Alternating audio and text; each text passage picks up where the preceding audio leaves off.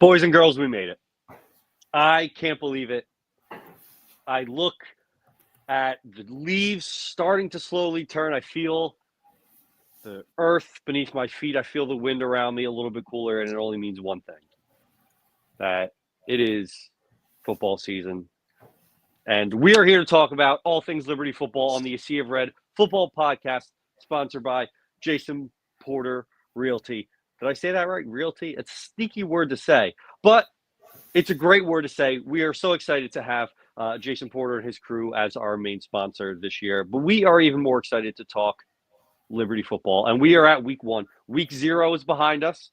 People have said some things about week 0 in the past. I'm not going to say them now, but week 0 doesn't count. Doesn't matter. The Flames are ready to play, and we are excited to talk about it. I'm Richie Longshots, and I am joined with CT Christian Taylor. I'm not going to talk about his jersey today, but it is red, so at least I'll give him that. And the man, the owner, the founder, all things Liberty Athletics, John Manson. Gentlemen, how we living this Monday night? Doing good. It's football week. We're ready to get it going. Yeah, absolutely great day. Can't wait for the rest of the week as well. So yeah, it's chock full of football. There's a lot to talk about. New season. We've had a couple podcasts before, really trying to build up to this moment. So if you haven't gotten a chance to listen to those, get in there and check that out. But we have a jam-packed show for you this evening, really taking a deep dive to look for a little bit of preview on Maine, a little bit of what we can look to when it comes to starters. Obviously, we don't have a quarterback yet, but gentlemen, how are we feeling? I mean, it's week 1. Like you feel great, and looking forward to the start of the season. Looking forward to seeing the new faces and the new positions, guys that maybe haven't made a name for themselves yet in a Liberty football uniform. Will get the chance to do so this season, starting Saturday. Looking forward to it. 4 o'clock kickoff time, a little bit of an odd time. I don't know if we'll get the full 4 quarters of fury and the lights out by the time the 4th quarter starts, but it should be a good warm up. And really looking forward to the game and having football back once again. Yeah, really excited just to be there back on the mountain, see everybody watching football. It's gonna be a great time. That's part of it, and that's the beautiful thing about college football is that it's week 1. Everyone's 0-0. Everyone's got their dreams and their goals are still alive. So we're going to kick things off the way we normally do with our show, and that's we're going to hear a word from our title sponsor, Mr. Jason Porter. Well, hey, everybody. My name is Jason Porter. I'm with Legacy Realty and Development, and it's been a great partnership here with Sea of Red lately.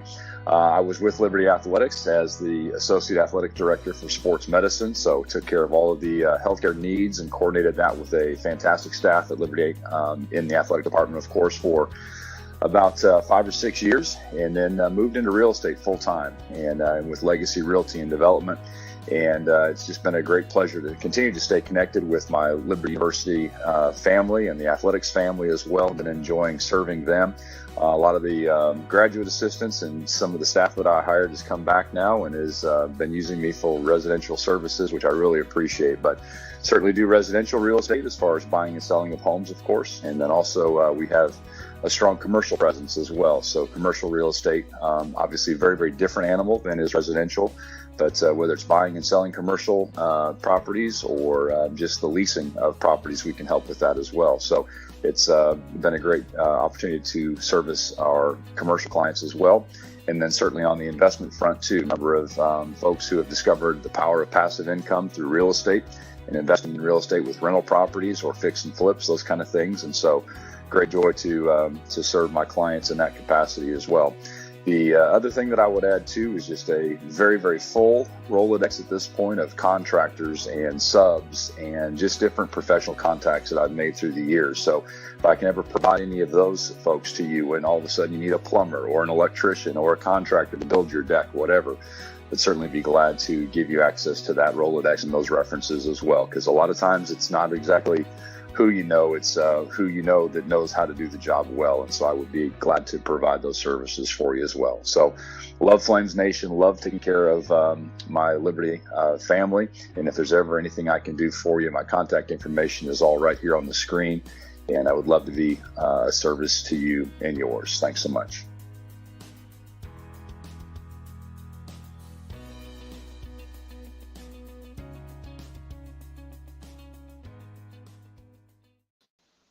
JP, you are back in the flesh. How's it going, man?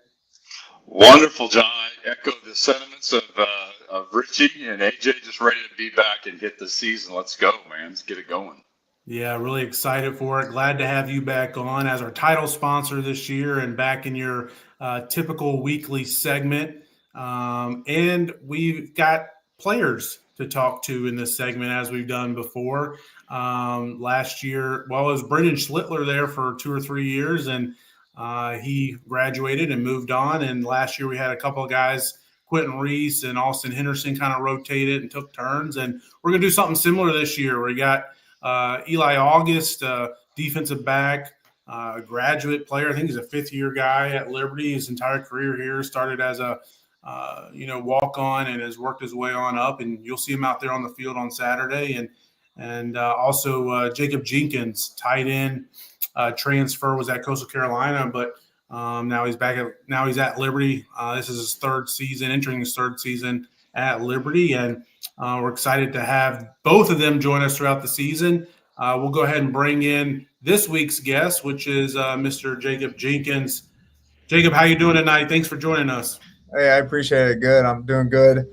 Just had dinner and hanging out. Glad to be here. Sounds good. So take us into, like, what does it look like for you? I mean, you've been around college football a little while. You've been around this program a little while, but for us as fans and media, we're kind of doing our prep work, getting ready for the game and the weekend. But what does that look like for you guys as you kind of transitioned out of your training camp and off season, and now you're getting ready to put on the pads for real Saturday? Yeah, I mean, kind of with week one, it's kind of nice because you have like almost 2 weeks to prep that game. Just with the transitioning once school starts back to just a regular schedule with school and football. So for us, it's been nice to get a longer chance to look at Maine and kind of prep. And for younger guys that are stepping up or new guys that are taking a new role this year, they kind of see how you prep for a game because during the middle of the season, it's a week. Sometimes in midweek games, it's shorter than a week. So right now it's kind of nice because you get to slow pace your main prep and stuff like that. So, it's good. Right now we're just focusing on Maine and focusing on how we can put the best product on the field. So that's kind of what we've been up to and getting ready to rock Saturday. Jacob, a lot of guys had some off-season activities, but I think you may get the cake topper, if you'll pardon the pun here. You are a married man now. I am. And I was just curious how that transition has gone. What's the adjustment like now that you're got a ring on it? It's nice. I don't have to cook as much. I don't have to clean as much, and all those fun things I was never good at. Someone's better. She's taking care of me, and literally right before this, we had a mirror and some other girly stuff in her closet room that I had to get out of the way before I came on camera. So, that's part of married life is some sacrifices and giving up some space. And she won that battle. So it's been good, though. Jacob, what are you most looking forward to this season? I mean, it's your last year in college. Obviously last year with Liberty. What are some of the things as you're thinking about that, embarking on your last season in college? What are some of the things that come to mind that you're most looking forward to and most excited about? Yeah, I mean, I think it's just I feel like the more excited I get is the more our locker room, like, and our culture continues to build. Like, the guys on the team, everyone wants to be there.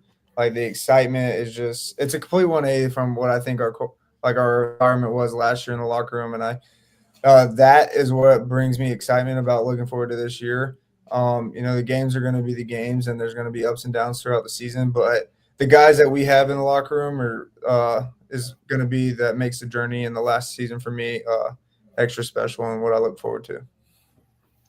Jacob, you mentioned the chemistry word. We know that that's not only just a buzzword around college athletics; it's incredibly important. And there's 43 guys that have started their football careers at schools other than Liberty. You're one of them, of course.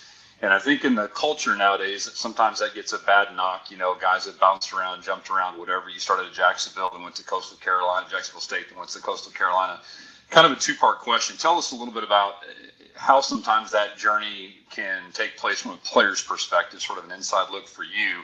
And then number two, build on what you just said a moment ago about how Coach Chadwell and the staff just does a great job of bringing in those new guys, making sure they're part of the culture. Yeah, so I mean, the transfer portal, it looks from the outside looking in, they look good. Like kids are getting bigger schools and they're getting all this money, and that's what we see. But the process for the players, I mean, it's a headache, it's stress, it's anxiety, it's am I gonna even get picked up because everyone swarms it, and it's just for me, it was a headache, and I think leaving Coastal, I had a good idea where I wanted to be, so that part of it was nice, but the transitioning in for a player to school is just I feel like it makes or breaks on the coaching staff that you're going into, and then also the players that who are the guys that stayed at Liberty that are welcoming in these new guys. And I think that's something our team does really good at. Even when I first came in right before 2023 season, it was the easiest transition I had going from bouncing around from colleges, and I think it's a lot to say about your locker room and the guys you have in it. And another part is just Chadwell and his staff. They're very relational, and like everything they do is you're not just a number to them, but you're a player with a name, and they care about that man that they're developing, and which is something is very rare, sadly, in college football today. So I think that is a big piece of it that helps everything blend smoother. And then once you get those new guys and they're comfortable and the relationships are building, then you can start building your culture and what you want to stand for, and yeah, and build from there. So. Jacob, you're a guy that began, or not began, but you played for Coach Chadwell and his staff previously at Coastal Carolina before coming here. I'm assuming that had a lot to do with you wanting to come to Liberty. And what was it, or what is it about? You kind of talked about it a little bit there, but what is it about Coach Chadwell and the rest of his staff that makes it a family environment and kind of helps build the culture to where someone like you would like to follow them, even if that means transferring schools? Yeah, I mean, it's a long story for me how that happened. It starts at JSU. I had a lot of ups and downs my first 2 years. I was playing, but I had some performance anxiety issues that I was dealing with that kind of made me resent the game of football altogether. But it's a funny story at Liberty or at Jacksonville State.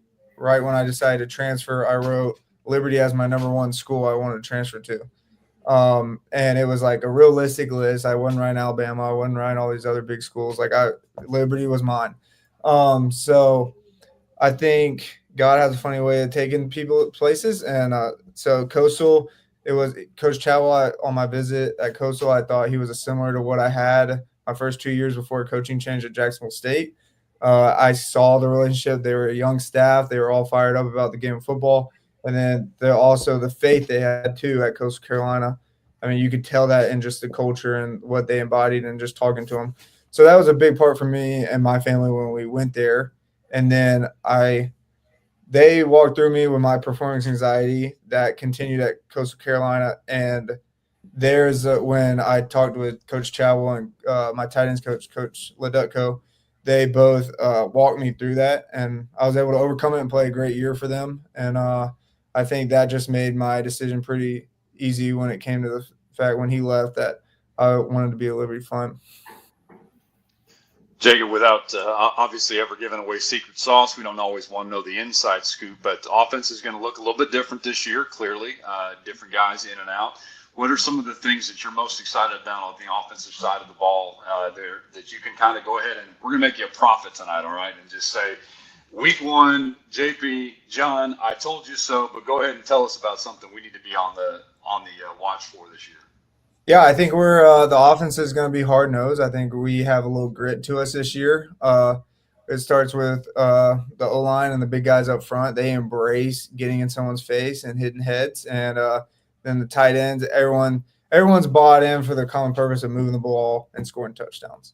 It's not how many catches am I going to get, how many yards am I going to throw, how many runs am I going to get. it's all about how can the offense get in the end zone and how can we finish the drive and punish the defense. And Coach Corn has been really good throughout camp, just giving us our objectives and laying them out in front of us, and then each week showing us here's where we fell short and here's where we did really good. And so I think you're going to see 11 guys playing for each other and hopefully celebrating a lot in the end zone. Well, Jacob, I appreciate your time. One more question for you before we let you get out of here, but really looking forward to this time with you and Eli next week, but both of you guys, but you specifically throughout the season. As you kind of, tight end, I think us, fans and stuff, we look at you guys and look at how many receptions you had and how many touchdowns you got and that sort of thing. But what's your, especially in this offense, it seems like we like to run the ball first, second, and third, right? And, how much does Coach Leducco and the staff kind of instill in you and preach to you about, how important it is to, kind of be attached to the offensive line and that extra offensive lineman in this offense? Yeah, I mean, it's huge. I always say to the younger guys and just being in this offense, I think the tight end is the toolbox of the offense. Like, it's the hammer, it's the screw, it's the nail, it's everything you need. You're going to find it's going to be with the tight end. So I think that's just the big point is you got to be willing to get your hand in the dirt, and you got to get willing to hit heads. And I think that opens up in our offense the pass game. The more you want to hit around and play around in the box, the easier it is for you to set up that coming off split zone back into like a little flat route or screen in our offense. So I think just willingness and the work ethic you put in the box translate into the pass game.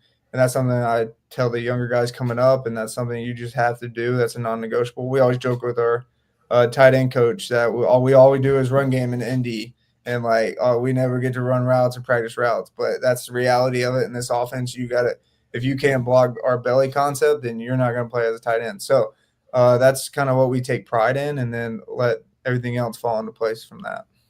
Good stuff. Well, like I said, thanks, Jacob, for joining us. Always a pleasure. I look forward to talking to you some more this season. Yep. Can't wait. Appreciate y'all for letting me. Good luck Saturday, buddy. Yep. Good to see y'all. Well, that was fun, JP, like talking to Jacob. So many good guys on this campus, not just Liberty football, but all across campus. It's nice to chat with them and get a little bit of behind the curtain, get to know them a little bit more than, number 84 on the field on Saturdays. Yeah, and he's just a class act, and I love the fact, again, he's bounced around some, but, man, the Lord had a great plan for him, and got a great story. Flame Central did a fantastic piece on him, too. You can go and our fans can go and check that out if they haven't seen it yet. Yeah, no doubt. Well, JP, real estate, that pays the bills for you, right? That's your Monday through Friday or probably Saturday through Saturday job. Talk to me a little bit about interest rates. Seems like I've heard about them a lot in the news, maybe them coming down. I would think they would come down, especially for those that have bought homes here in the past few years when rates have been so high. Do you envision or think that rates might go down here in the coming months? Yeah, it certainly seems to be trending that way, John. At least we hope it will. And all of my lenders that I work with here local, I do work with a number of local lenders. Everything that they're seeing seems to be trending that direction too, towards rates coming down. Right now, residential rates are hovering at about 6.7 or so percent. So if folks bought years ago when they were able to close out at those 2% and 3% loans, they're feeling pretty good. But at the same time, it does sound like nationally rates are going to start coming down. The Fed has been in the news an awful lot lately, so I would encourage people to kind of keep an eye on that. But again, the one thing that I would throw out as a caveat is that house prices really aren't coming down much. So if you're kind of on the fence thinking about whether or not to jump in the waters, I'd love to be counsel for you. Contact information is there on the screen, but I do think we may have some rate adjustments coming. Yeah, good stuff. Good information. I was a fortunate one to get in before the rates went up back around COVID time. So, but I'm sure I do expect, it sounds like they're going to drop. So I'm looking forward to seeing, I'm sure once they do, there'll be a lot more activity, whether that's buying and also refis as well too. But hey, JP, appreciate you, man. We'll look forward to seeing and hearing you Saturdays. Thanks so much, John. See you Saturday. All right, we're going to bring the guys back in as we get ready for a brand new segment, the Flames Stock Watch. Oh, everyone loves the stock market. Stocks only go up, right? That's what I've heard online. I've heard the same thing, but I'm not sure. Hey, I'm sure somehow it's tied to the interest rates that Mr. Porter was just talking about. But great segment. It's great to get that insight. Before we jump into the stock watch, I think the vibe that I've gotten from the things we see online and then hearing from players inside is that everyone's on the same page. That locker room is together. It doesn't seem like it's just lip service, but it genuinely feels that everyone is pulling in the same direction. And it might be different than what we saw last year.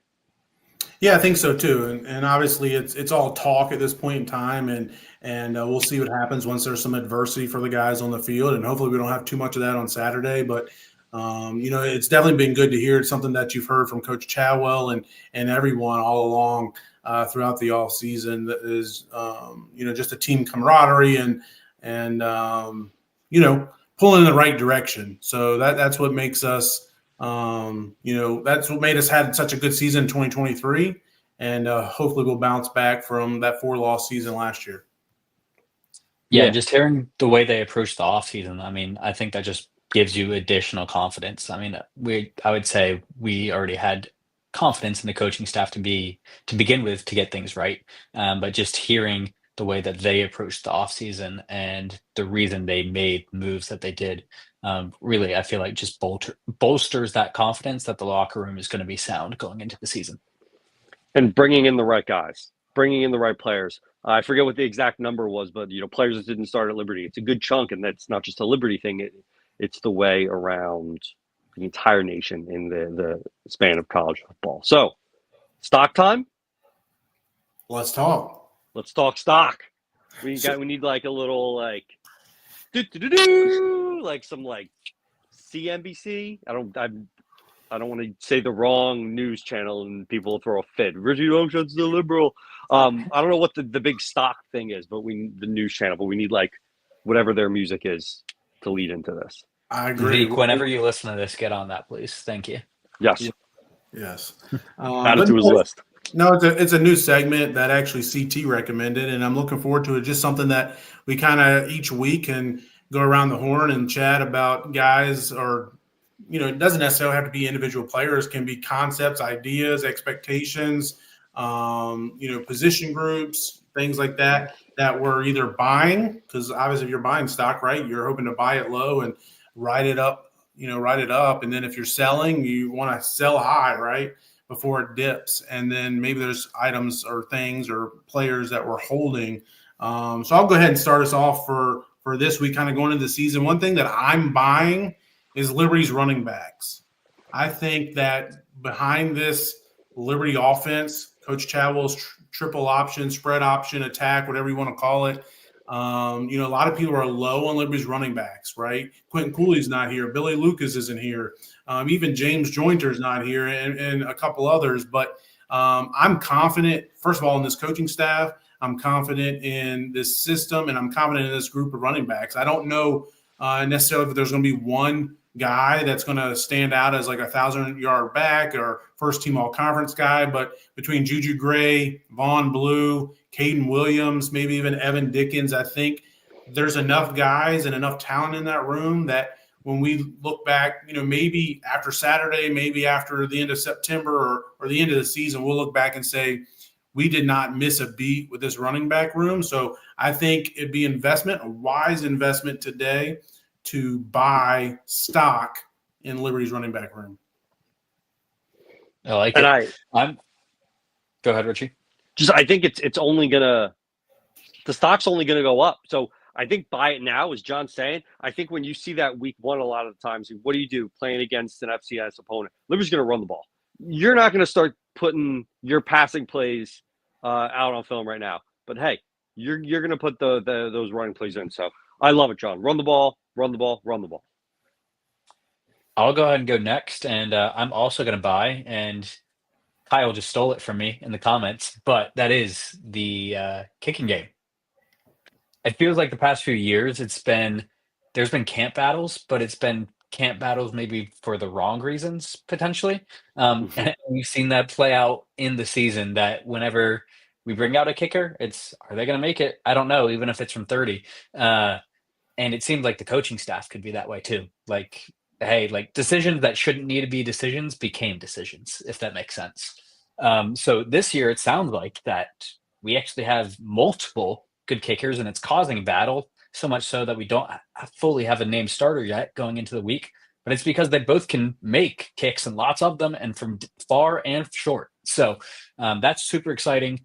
Jay Billingsley and Braden Beck both seems like they both have been standout performers in camp. So whoever they bring out on Saturday for hopefully just extra points, no field goals, is consistent and gets the job done. So that's all we ask for. Now, do we know, is this Billingsley kid related to the guy that would sing a convo? I don't think so, but I don't know. We don't know for certain. We don't think so, but we don't know for certain. We don't know for sure.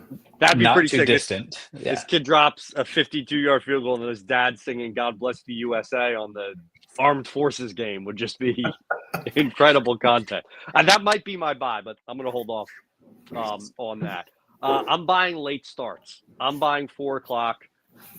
You don't need to just jump in right away. I'm on the record again and again saying I love anything but a noon kickoff. Let me enjoy a little bit of college football. Let me then watch Liberty play college football, and then let me watch more college football. So having a 3:30 or 4 o'clock kick is perfect. You get a solid amount of time to tailgate. You get to enjoy some time watching Ohio State, Texas. You get some time after the game. So I am buying the late start times. Give me all the late start times. I want as much as my Robinhood account will let me have.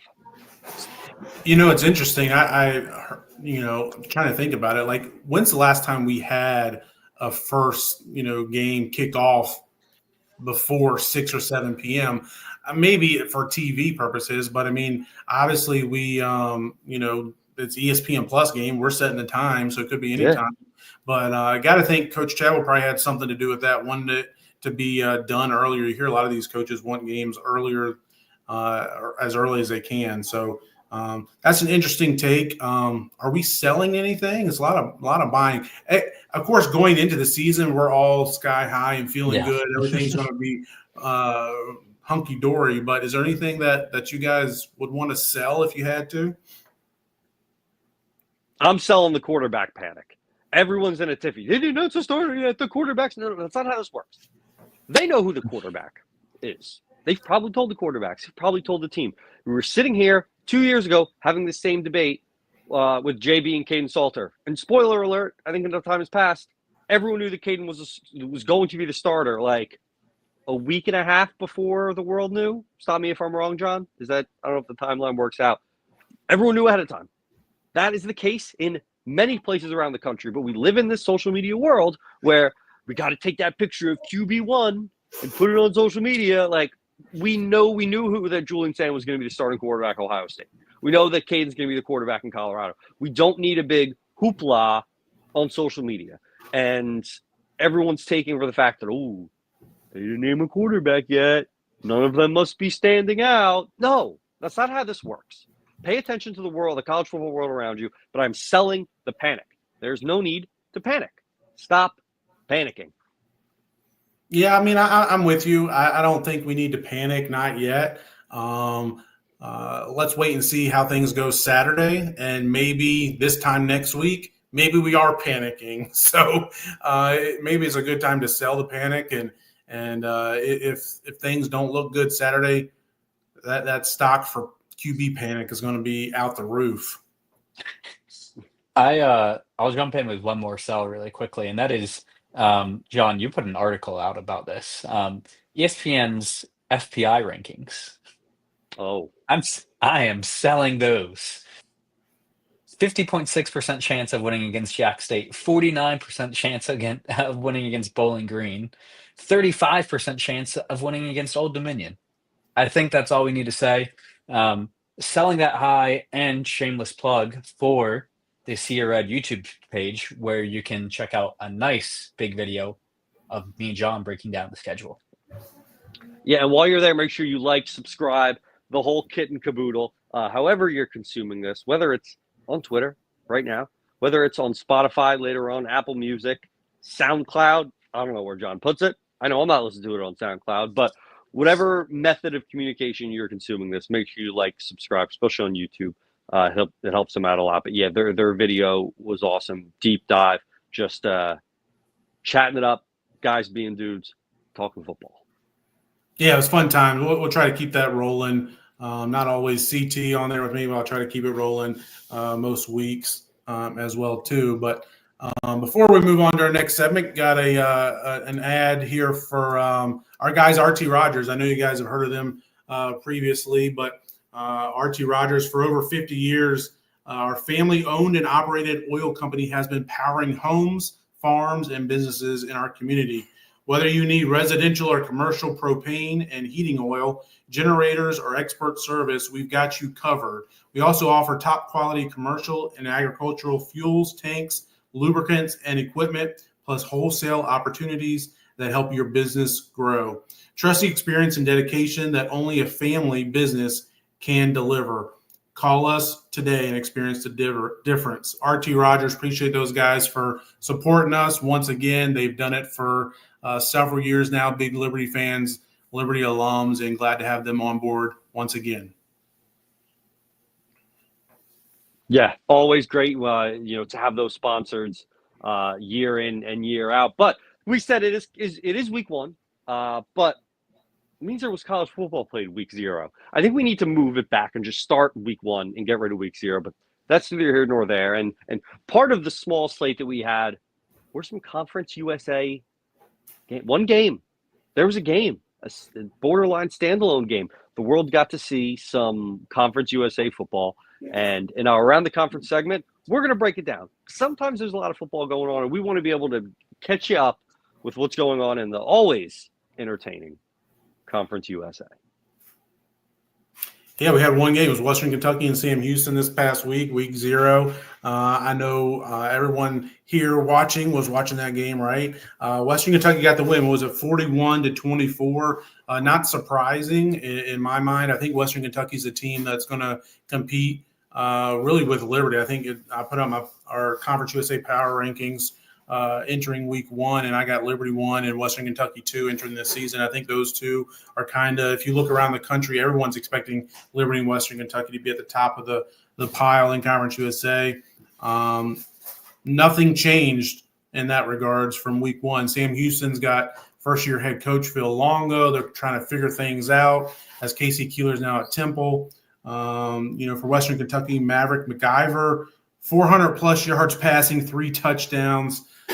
Impressive in his debut for the Hilltoppers. And that's what they do. They just roll out QB after QB each and every season and put up ridiculous yards. Yeah, that's their MO. I know. And I mean, I do think that it's very easy to look at the score and say, romped them, looking at the box score. There were times in that game where Sam Houston was up. They rattled off a couple big plays. They had like an 80-yard touchdown run at one point. It was closer, I think, than what the score made it out to be. Like you said, Sam Houston going through a lot of changes, new head coach. That defense was just poor. And I'm not going to sit here and be an analyst, some genius, but that was just poor. They should have scored a touchdown at the end for gambling purposes. That was a very important touchdown. I'm not going to get into it, but it depends on what side you're on. Yeah, that could have been a 10-point game. So it definitely was interesting. Yeah, Western Kentucky, there were those questions about the offense, but yeah, that kid threw the ball around the field with little to no issue. Yeah, John, like you said, they just keep on doing this. And it's something that they originally did with Bailey Zappi a few years ago, back before we were even in Conference USA. They brought him and his offensive coordinator up from the FCS level. Boom, dynamite right away. And that's what they did again this year with McIver and offensive coordinator. His name is Rick Bowie. They brought them both up from Abilene Christian. They've worked together. They know the system. And it's just plug and play. And it looked great so far. Now, granted, as Richie said, Sam Houston's defense probably going to take a decent step back, especially that was Casey Keeler's calling card, if I remember correctly, the defense. And so that just makes it even more that they're going to take a step back. So it does add up. But like you said, Richie, it was a tight game, especially in the first half. I would probably attribute it mostly to just week 0. You're getting the kinks out. Western Kentucky is ultimately the way better team, but it was still a battle.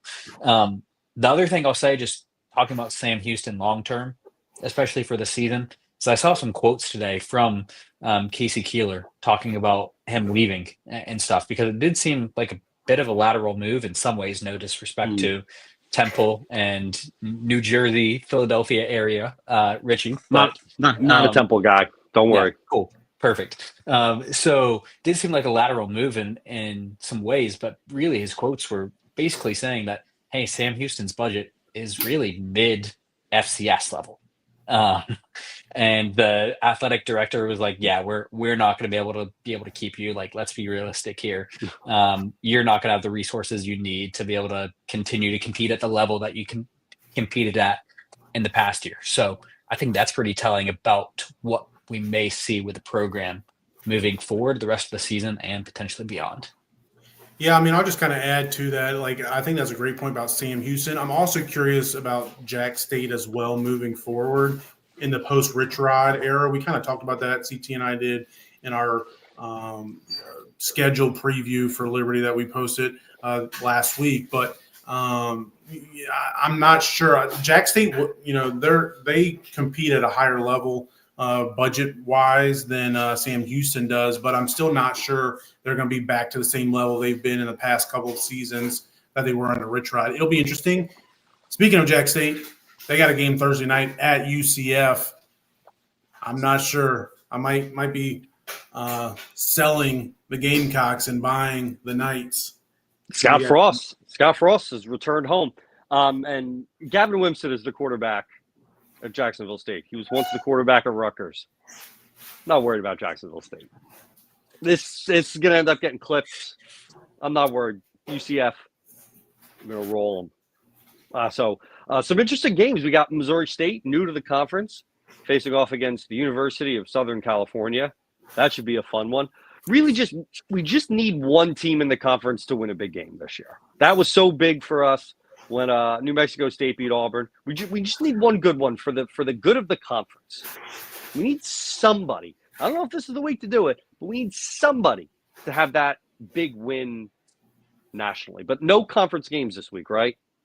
No it's conference games. All non-con. A lot of FCS games. I think there's like 4 or 5 teams playing FCS opponents. Yeah. We mentioned Jack State and UCF, Delaware State Thursday night. Friday night, Kennesaw's at Wake Forest. I mean, I don't know much about Wake, but Kennesaw is their first-year head coach, Jerry Max there. It's worth maybe tuning in, seeing how they look. They're going away from that triple option offense into more of a pro-style offense. So we'll have to see how Kennesaw looks. FIU plays Bethune-Cookman. Sam Houston against UNLV. That's an interesting one. Late Friday night, Sam Houston's. I don't know if they're at home. I think they're at home against UNLV, which is another interesting thing. Sam Houston's not actually playing on their home field due to renovations. They're playing like 50 minutes away at a high school stadium this year. So I'm not sure if they'll have any home field advantage at all. But they got UNLV, which UNLV almost had an embarrassing. They didn't look good either. Yeah. Saturday. No, I was going to bring up that game. UNLV did not look good. Some people, we're not going to name names or anything, some people had them ranked ahead of us in the group of 5 standings. We'll see how that pans out. But yeah, UNLV almost lost to Idaho State. And now I think it's pretty telling, going back to Sam Houston, that UNLV on the road at Sam Houston, even though not really a home field advantage or anything, minus 10.5. So the same number that Western Kentucky was, that's what UNLV is. Now, I do think UNLV will continue to drop down just in terms of people's perception of them. But still, this team that almost lost to Idaho State is now getting 10.5 points against Sam Houston.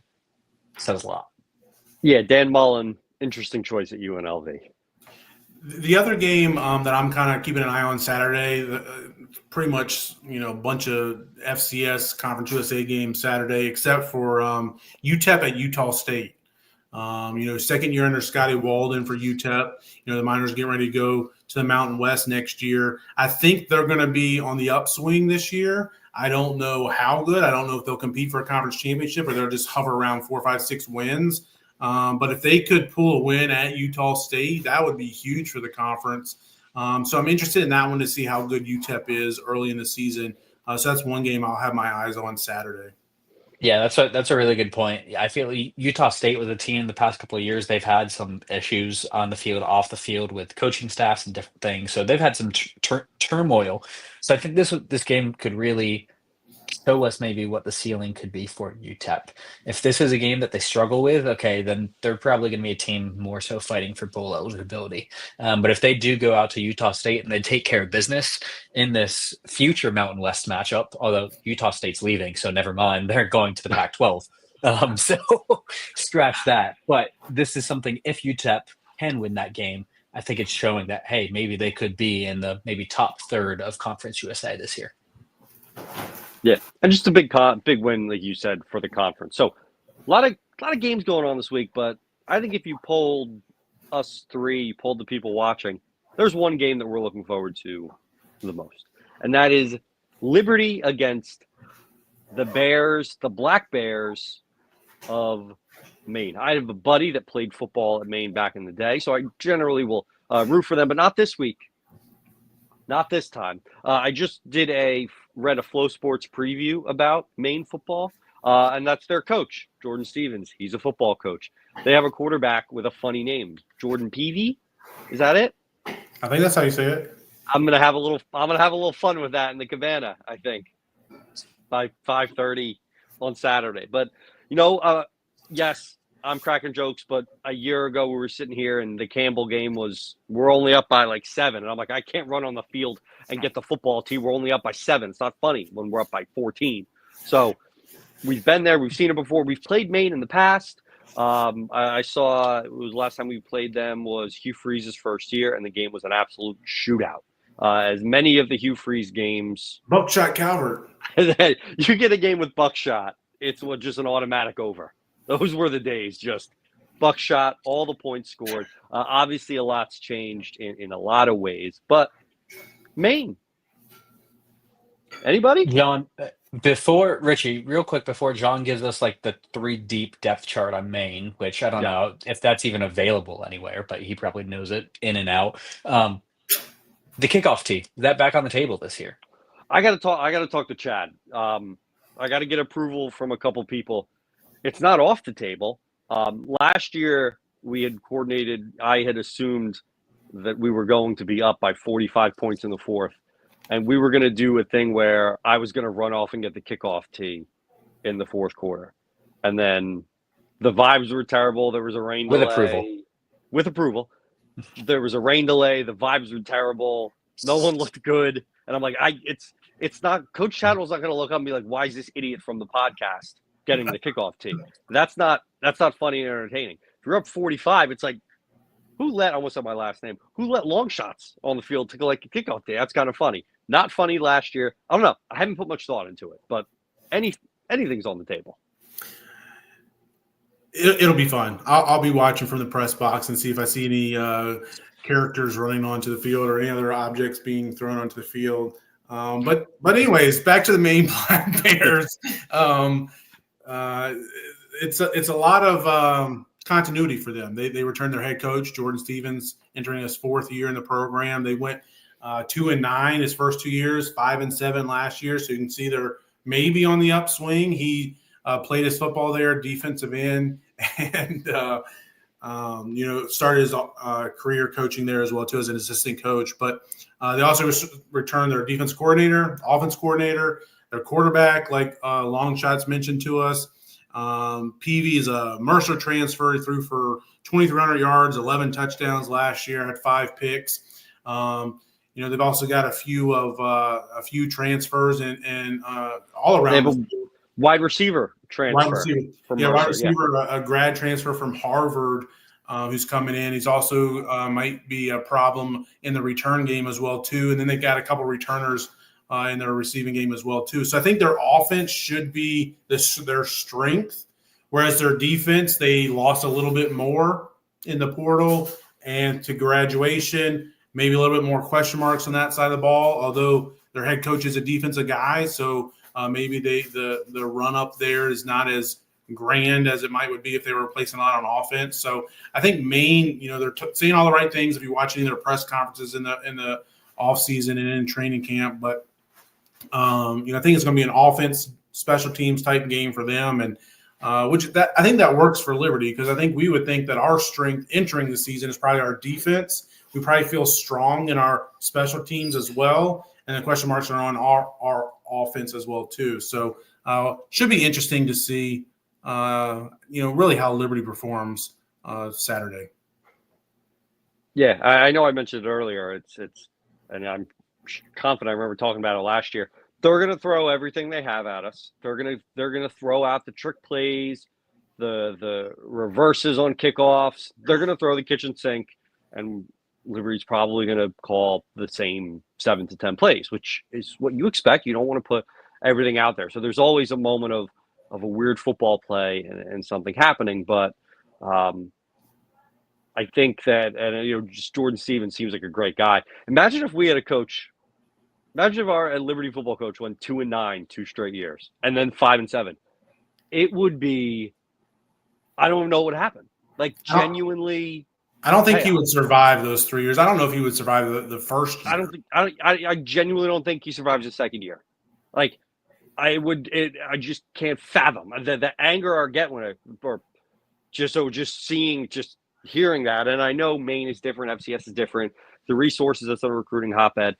I just baffling to me to hear that because of what the expectations are here and all that. But yeah, it's Maine. It's cold. I'm looking forward to seeing how we perform in this game more so than necessarily what they're doing. I think it's a chance. It could be closer than we want it to be in the second half. I think you always run that chance. Look at what UNLV had to deal with. Liberty is 9-0 against FCS teams since moving to the FBS. But it's also, I saw a funny stat today that Liberty's record against CAA opponents, which is where Maine is atrocious. It's like, I don't know. I don't want to quote it because I can't remember, but it's not good. It's a lot of losses and not many wins. But granted, most of that was from our time in the FCS. We didn't do well. CAA used to be – they still are a respected conference in the FCS, but they used to be the top conference in the league with, Delaware and JMU and Villanova and others. But they've fallen off a little bit. Missouri Valley's kind of taken a step up. But that's who Maine's competing against. So those 2-9 records, 5-7 records maybe is selling them a little bit short for how good they really were at the FCS or – shouldn't call them. I don't think you can say you're good if you're 2-9, but it's probably selling them short. They're probably better than the record said they were. But I think it's more about us than it is Maine. Not to say they can't come in and give us a game. I mean, 25.5 points. What are you guys thinking on that spread? You think I'm going to go to the game and bet Maine? Kidding me? It's an over game, right? I mean, this is one that I would probably, like CT was alluding to, don't touch it. But I would actually, my gut says that Maine covers the spread. Well, that's not fun. Have fun. I mean, John's probably going to do that since he can't cheer in the press box anyway. So, yeah, he's just going to be texting us like, "How great was that missed field goal?" Like, no, I hope we're up 42 and I'm running on the field with my phone in my hand and with a winner going to get the kickoff tee. So 25.5 is not a lot of points. That's 4 touchdowns. Yeah, but I do think, John, that's a great point. Kind of piggybacking off of what you both said. It's something that really is just, let's see how we do. Because if we think back to that Campbell game that Richie didn't run out for the T for because it was way too tight unexpectedly, that should have been our first warning signs about that season and about what was to come. So just seeing the team get out to the result that they should do and win by multiple touchdowns, I think would be huge just for restoring confidence in the fan base and just having everybody take a breath. Quarterback's okay. We're going to be good. So Take your that's what breath. I'm hoping for. Yeah. I love it. So we talked about the game. We talked about positions. We've talked about sides of the ball. Who's one flame? Who's our next flame up? Who's someone that you're looking at that's going to make an impact this week that maybe not everybody is talking about? And I'm going to go last. You're going last. I'm going last. Yeah, I mean, there's a lot of guys. It's kind of like, going into the season, like a breakout candidate that we're looking forward to happening this season. And there's several names that I think you could put in this category. And I think several would fit. Mine, and I get to go first, so I think I get the best choice, is Brenton Williams. Joker, defensive line, edge / linebacker player. He's an Auburn transfer. He's been here for a couple years now. He's kind of been on the, deeper on the depth chart the last couple years. He was back up to CJ Bazile. He'll continue to be back up to CJ Bazile if you want to call it a backup. I think you'll see both of them play a lot. I've heard lots of good things about Brenton throughout the offseason and into training camp. I think he's a guy that could be an all-conference type performer. He could be a guy that leads us in TFLs. And he's number 8, so be looking for him on Saturday, especially against a team like Maine. Maybe you got a chance to see him break loose some into the backfield. So I think Brenton Williams, a name that maybe a little under the radar for a lot of Liberty fans right now, but I think, in a few weeks, maybe at the end of the season, he's going to be a household name for all of us. Love it. I'm going to take it to the receiver room. I'm going to go Jamar. If I could take the whole receiving room, I could, because I think it might not be like Mr. Midnight that's going to be the guy that's getting all the receptions, which that's the person that we know. That's the person Richie knows. But it might not be him, although I'd love that. So I'm going to go, though, if I have to choose one, I'm going to go Jamari Person.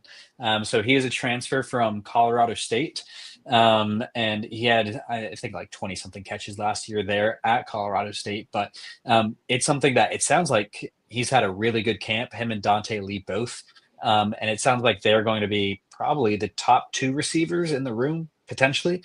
And so I think he could really, really step up and stand out. And being a transfer might not be a name that everybody's familiar with the first couple of games of the season until they're like, oh, he's actually getting a lot of the targets when we're passing the ball. So another thing comes from what I'm going to say, the Richie McKay school of thought.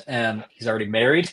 He's good to go there. So we love a Liberty student athlete that already has that ring. So fits right into the mold, and I'm sure it's going to be a fan favorite. No, I think Jamari has a chance to have a great year. I think that's a great pick, CT. Probably would be my second pick if I had one. But speaking of picks, how's the draft going over there, Richie? It's pretty good. So I started a fantasy football draft at 8:00. Luckily, I split it with a buddy, and it's unique. You have to have 2 quarterbacks, 4 running backs, 4 wide receivers, 2 kickers, 2 defenses, 2 tight ends at all times. So if you drop a wide receiver, you have to pick up a wide receiver. So we were very happy with the draft from what I saw. I'm content.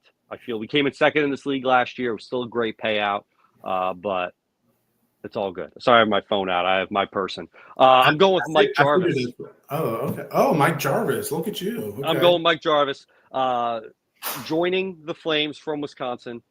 He is a Jersey boy, a South Jersey guy, and I love that. 97. He looks very serious in his picture. I've heard bits and pieces from camp, reading your amazing blog post, reviewing the defensive line, but I go with Mike Jarvis. I think he went to Shawnee. Mike, if we're ever hanging out, we can talk about how much we hate Cherokee High together and bond over that. So I'm going Mike Jarvis.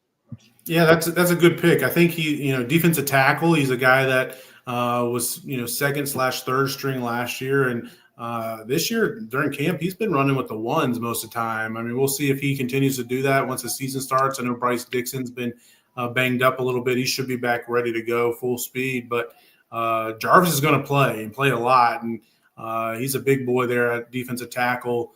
Could help hold down the interior of that line. Yeah, good. Brenton Williams, Jamari Person, and Mike Jarvis. Look out for those guys on Saturday. Look out for all of them. Yeah, look out for all of them. Look out for all of them. What's Final your shirt, John? What's Red Smoke?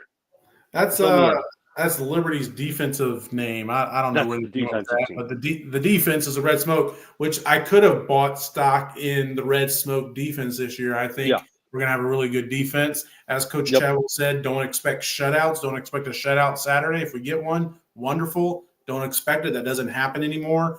But I do think that we'll be needing to lean on that defense, especially early in the season through the first 4 or 5 games. So I'm looking forward to that Red Smoke defense to carry the way. We made it. We made it. A wise man once said to me, I can't believe they let us get to college football season. And we made it for another one. And we're excited that everyone, whether you're tuning in live or checking us out later on, that you decided to jump in and talk and listen to us talk college football. And as always, tweet us out, give us questions, tell us what you want to hear.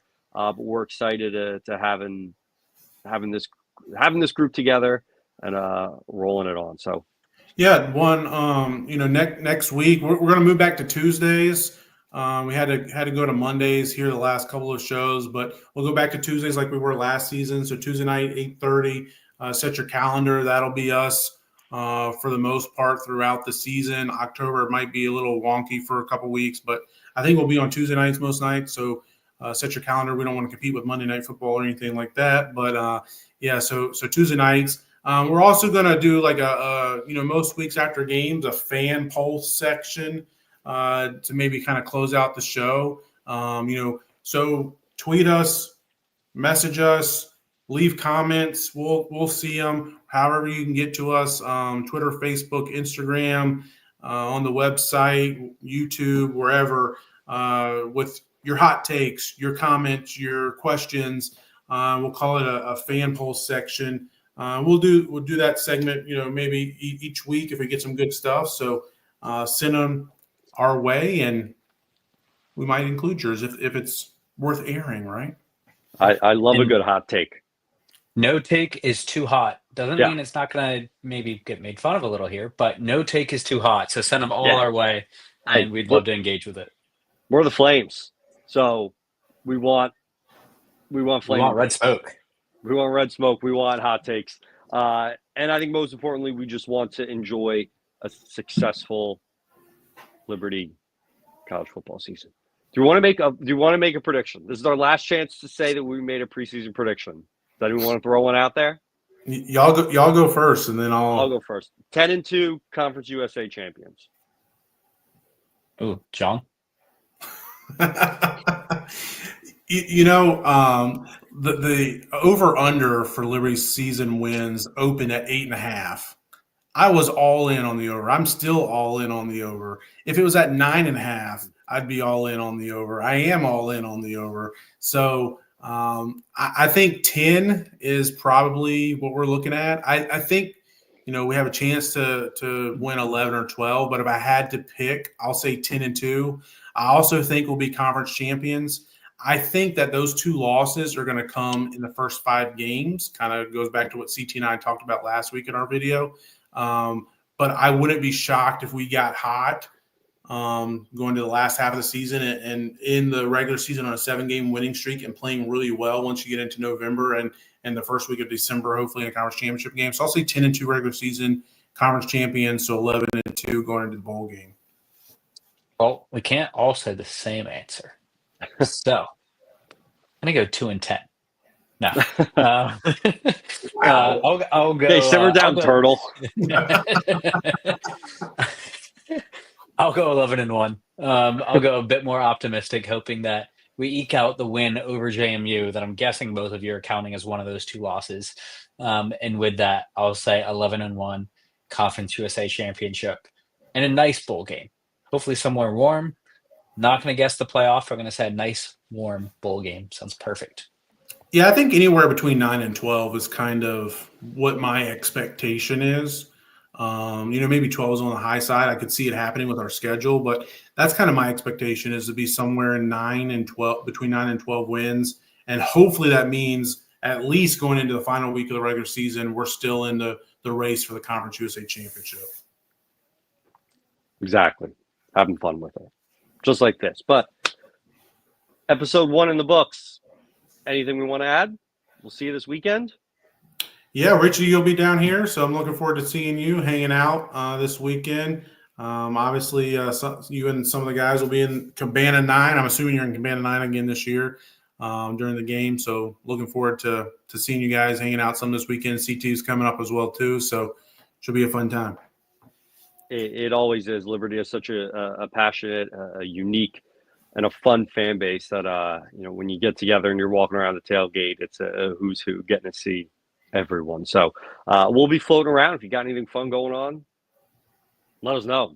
So it's going to be a great weekend. We're excited for Liberty football. I still don't have a sign off, so I'm not going to use last year's, but something will come to me. Maybe something will happen in this game this week, and I'll figure out a send off. But until then, enjoy your week. Stay safe. Go Flames.